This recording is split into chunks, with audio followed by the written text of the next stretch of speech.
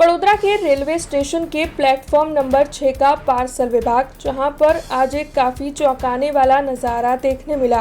दरअसल वहां पर बड़ी ही बेदर्दी के साथ पिंजरे में 200 से ज़्यादा पशुओं को कैद करके रखा गया था। दरअसल पार्सल विभाग में ये पार्सल भेजा गया था जिसके तहत इन पशुओं को कैद करके रखा हुआ था।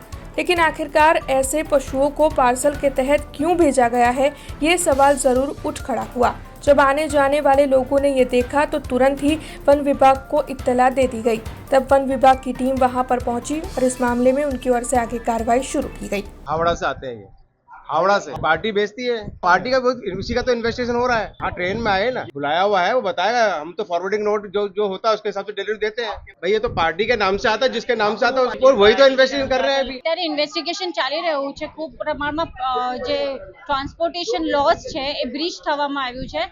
એટલે એ લોકોને આટલા બાઇક કેજ હોવું જોઈએ, આટલું એને બ્રેક આપવું જોઈએ રેલવે સ્ટેશન પર। એ કાંઈ જ નથી થયું અને મરણ બહુ છે અંદર।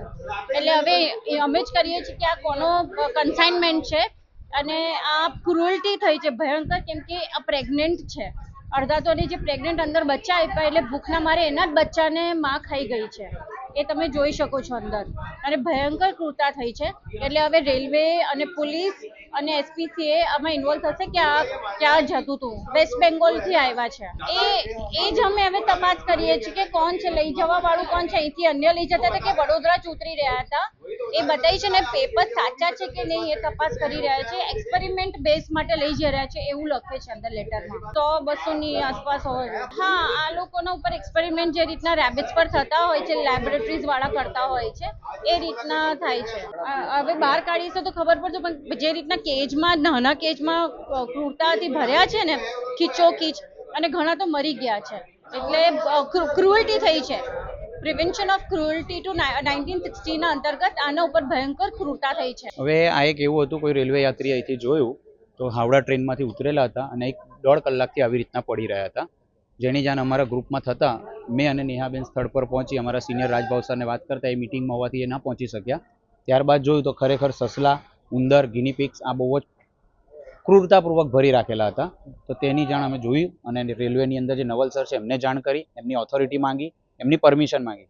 તો જેના કલકત્તા ખાતેથી જેને ભરેલા છે એ કહે છે કે મારી ભૂલ છે, મેં જે બીજા કોઈ ડીલરને ભરવાનું કીધું હતું પાર્સલ બોક્સમાં અને એને આ બોક્સમાં ભરી દીધા છે। અમે એને જાણ કરી છે કે આમાં અમુક ફિમેલ જે સસલા છે એ અત્યારે ડિલિવરી થઈ રહ્યા છે, એમના બચ્ચા મરી રહ્યા છે। એટલે આ એક એસપીસીએ તરીકે પ્રાણી ક્રૂરતા અધિનિયમનો ગુનો બને છે। એ ગુનો દાખલ કરવાનું રેલવેને અમે જાણ કરેલું છે।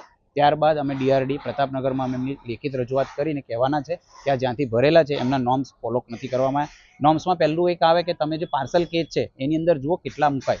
જો 2x2 નું કેજ હોય એમાં તો 2 જ મુકાતા હોય, આમાં તો એકમાં 10-10 છે। એટલે આવી રીતનાનો ગંભીર ગુનો છે અને આ રેલવેની આડમાં આ રીતના બિઝનેસ થઈ રહ્યો છે। એટલે રેલવેએ બી પૂરી ચકાસણી કરીને આ પાર્સલ મૂકવું છે। બીજું કે એનો પ્રવાસ દરમિયાન આ મોટો સફર છે, એટલે સફોકેશન થવાની, ગરમીમાં આટલી ગરમીમાં આ લોકોને આ રીતના મૂકેલા છે, ખાવા પીવાનું બહુ ઓછું છે, એ રીતના ગંભીર ગુનો નોંધવા બાબત છે। અત્યારે રેલવેને જાણ કરી અને કલેક્ટર ઓફિસમાં જાણ કરી અને હા, તો એમના જે રેલવેના તમામ અધિકારી જે પાર્સલ વિભાગમાં હોય એમને તાલીમની સખ્ત જરૂરત છે। હું આપના માધ્યમથી કહેતો હોય, જો એમને તાલીમની જરૂર હોય તો હું વાઇલ્ડલાઇફ ક્રાઇમ કંટ્રોલ બ્યુરો તરફથી આ તાલીમની આયોજના કરી આપીશ। તમામ રેલવે અધિકારીને ફ્રી ઓફ તાલીમ કરવામાં આવશે, 2 દિવસનો સેન્સસ કરી આપવામાં આવશે। હવે કોઈ પઠાણભાઈ કરીને છે જે આ ડિલિવરી લેવાના હતા, એમને એવું જણાવેલું છે કે અમે આ રિસર્ચ પર્પઝથી લાવેલા છે અને અમે આગળ રિસર્ચ કરવામાં, પણ હું આપના માધ્યમથી જણાવું કે કોઈ પણ રિસર્ચ કંપની આવી રીતના લેતી નથી। ડાયરેક્ટલી કંપની ટુ કંપનીનું કન્સાઇનમેન્ટ હોય છે, એ ફૂલ્લી સેફટી સાથેનું હોય છે। હવે તમે જો આવા ખુલ્લામાં છે, બાજુમાં મચ્છીનું કન્સાઇનમેન્ટ છે, તો બેક્ટેરિયા કેટલો હોય ને આમાંથી જ એના પર જો રિસર્ચ કરવાનું હોય તો દવામાં કેટલા બેક્ટેરિયા થતા હશે। એટલે આ કંપનીની આડમાં લાવવામાં આવતું એ ખોટી વાત છે। રિસર્ચ કંપની ડાયરેક્ટલી એમની ગાડી, એમના કન્સાઇનમેન્ટ બધા અલગ જ હોય છે। रिसर्च कंपनी कोई दिवस आवामती नहीं लेती। हमसे जुड़े रहने के लिए हमारे YouTube चैनल को सब्सक्राइब करें और नई वीडियो की नोटिफिकेशन के लिए बेल आइकॉन को दबाएं।